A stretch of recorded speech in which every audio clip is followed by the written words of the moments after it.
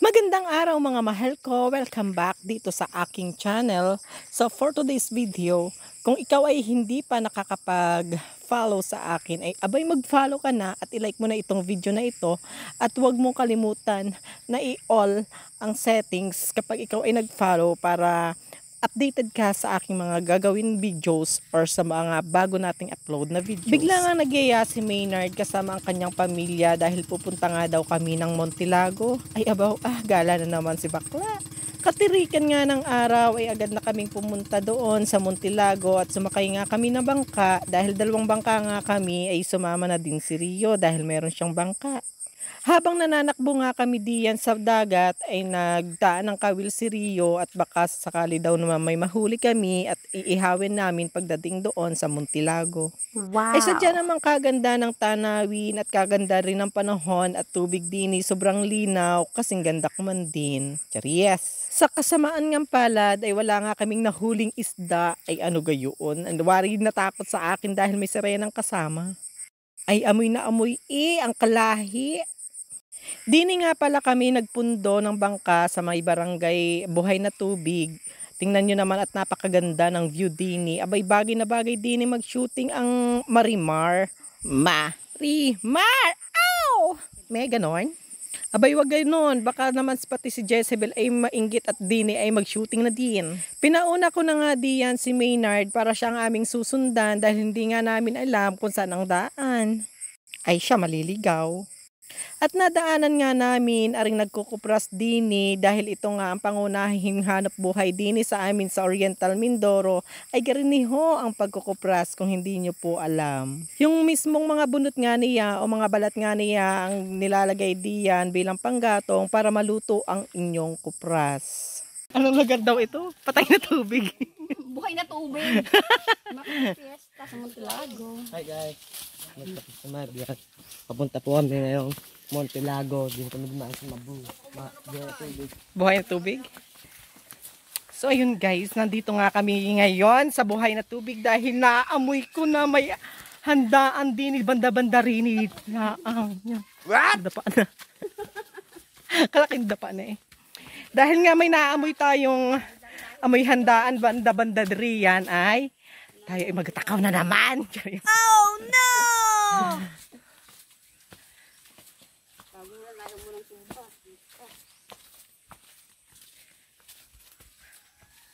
Kabilang bundok pa yon? Maglalakad lang tayo ng ilang milyang ektarya. What?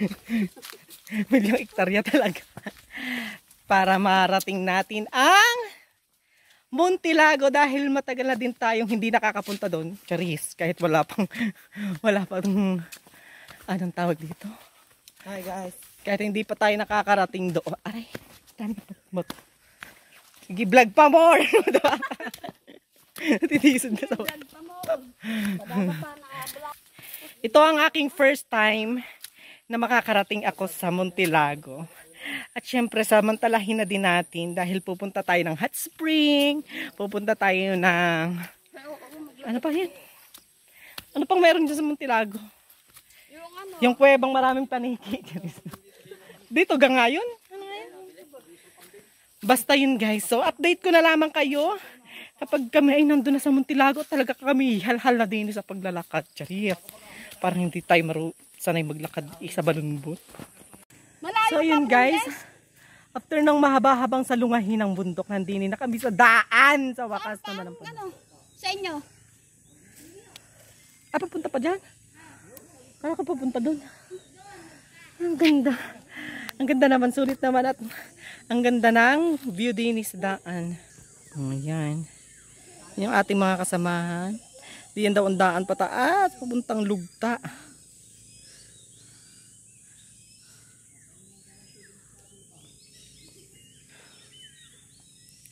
Pasaan na rin daan na ari? Lugta. Ari ang palugta. Diyan ang Montilago.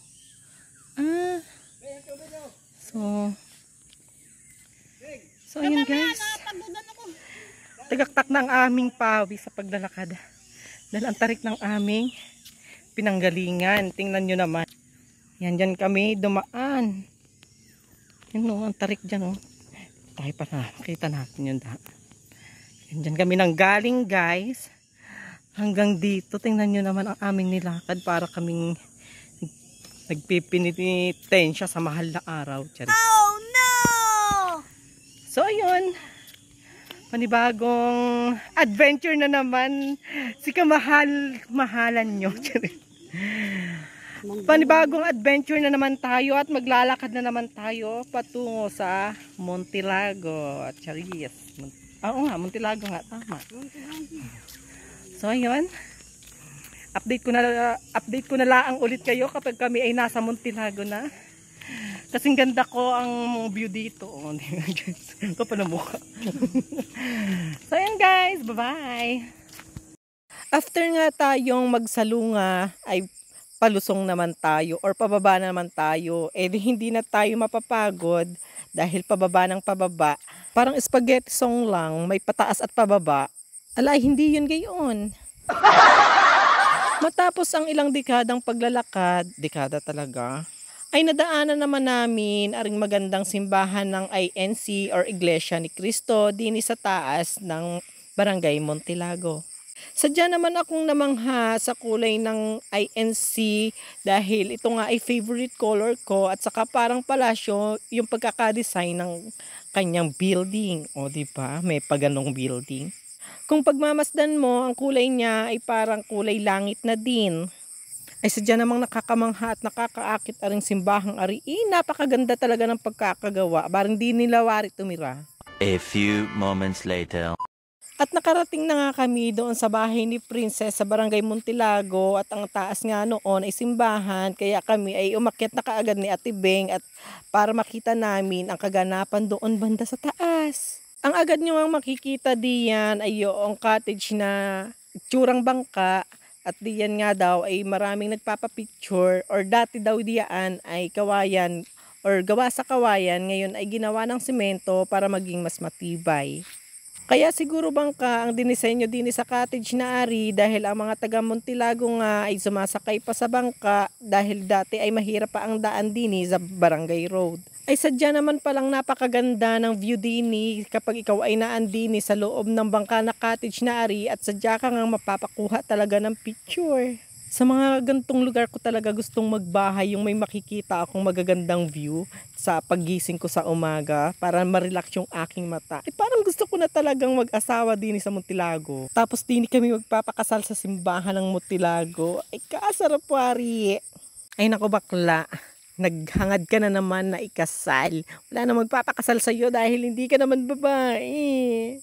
Eh naku, bukas na bukas din ay maghahanap na talaga ako din ng mapapangasawa at din talaga ako magpapakasal sa Montilago. Iwari, napakaganda din ng reception kapag din ginanap Tapos syempre magkakaroon kami ng photoshoot din sa may heart na ari tapos aakyat kami sa taas. Napakaganda man din.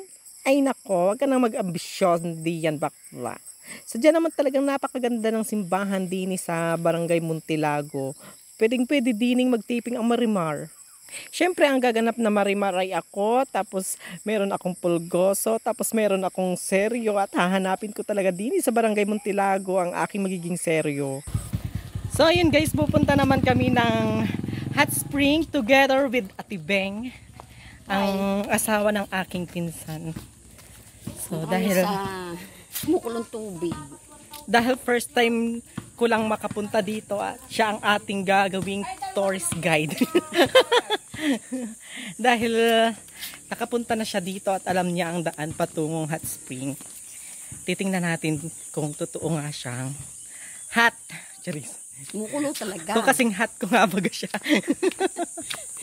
Kumukulo talaga. Kumukulo talaga. O baka naman dugo ko ang kumulo doon. What? Maganda doon. Kumukulo talaga ang tubig. Sayang wala tayong dalang itlog. Itlog ko na lang kaya. Charis. Oh no! Luto. Walang ganon. So ayun guys, kita-kits tayo doon sa hot spring. At medyo pabundok pa ata yun. Bakit nang daan ay nakakahiya pati ang dami mga tao dito. Tarias, bye! Welcome to Montilago Hot Spring. So ayan guys, nandito na kami sa Montilago Hot Spring. At titingnan nga natin kung, Hingin na lang tayo kay Benard ng 20. kung talagang hot spring. Bayar mo, Benard, Charis. 20. Dito CR. Pasok mo diyan, may CR na dyan. CR agad dyan. Ano yan, court? Kung may kasalan? Kasalan ata dyan, ano? Parang ano lang siya. Ayun, oh. Welcome to Montilago Hot Spring. Ang ganda. Hingin si Benard. Bongga. Ha?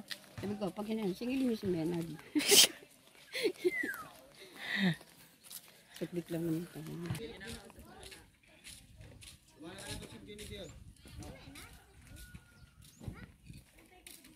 So ayun mga kamahal, we're here at Hot Spring, Barangay Montilago. At titingnan nga natin, papatunayan natin na mainit nga ito at ilulublob ko diyan si Ate Beng. Charis. Wow. Charis lang. Shout out daw po sa mga taga Barangay Montilago. Happy Fiesta. Pahingi nga akong itlog. Happy Fiesta. Ayan nga, yung hot spring. Nausok nga siya. Mahulog ka. Oo nga, mainit.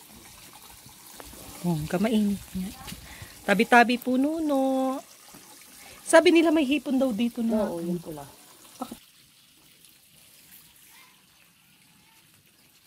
Pag hinipo mo siya, malalamto ka. Tapos naglag pala ng cellphone dyan, ano? Luto. Wala ka nang pang-vlog.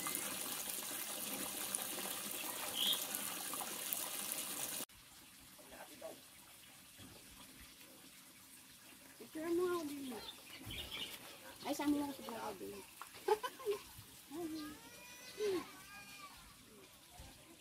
Ano, ang first light mo.